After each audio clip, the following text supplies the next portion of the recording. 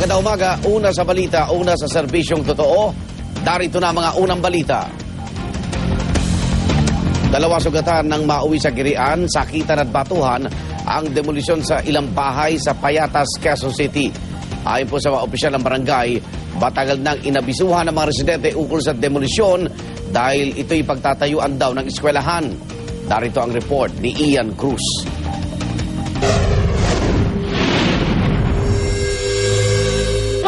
Court order. Padalan yung truck.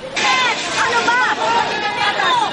Hindi nagpapigil ang demolition team sa mga barikadang inilatag ng mga residente sa kanto ng Nara Street at Payatas Road. Sa pilitan nilang pinasok ang kalsada para malapitan ang mga target na bahay. Pero muli nilang nakaharap ang iba pang residenteng galit na nakabantay sa kanilang mga tahanan.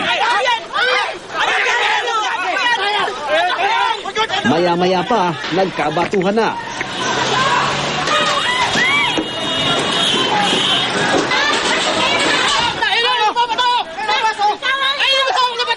Sa gitna ng gulo, nasugatan ang residente si Milito Robis na sinuntok umano ng isa sa mga miyembro ng demolition team. Bagay na itinanggi naman ng umano'y nanuntok. Inaawat ko kasi nagkakaroon na ng kumusyon doon sa gilid.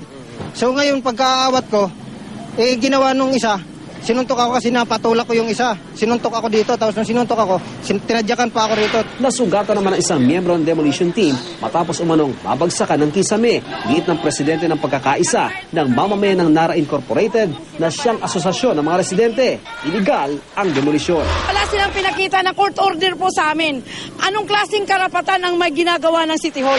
Pero ayon sa Control and Prevention of Illegal Structures and Squatting o COPRIS ng Quezon City, kompleto sila sa papeles para sa demolisyon mula sa Local Housing Board ng lungsod, alinsunod sa Urban Development and Housing Act of 1992. Wala kami binayulit dito. May financial assistance, meron pang relocation. Ayon sa barangay, may 3 taon nang itinaalam sa mga residente ang pagpapalis sa kanila sa lupang pagtatayuan daw ng 4 na palapag na gusali ng Payatas B Elementary School. Katunayan, 19 na lang sa 47 bahay na dapat i-demolish ang natitira dahil 28 pamilya na ang nag-relocate. Kabilang sa pwedeng lipatan ang mga relocation sites sa Rodriguez Rizal at sa San Jose del Monte, Bulacan, kung saan kailangan nilang magbayad ng 200 piso kada buwan. Pwede rin sa in-city housing na Bisecville na di kalayuan sa Nara Street, bagamat mahigit 2,000 piso kada buwan ang dapat nilang bayaran. Para sa unang balita, Ian Cruz reporting.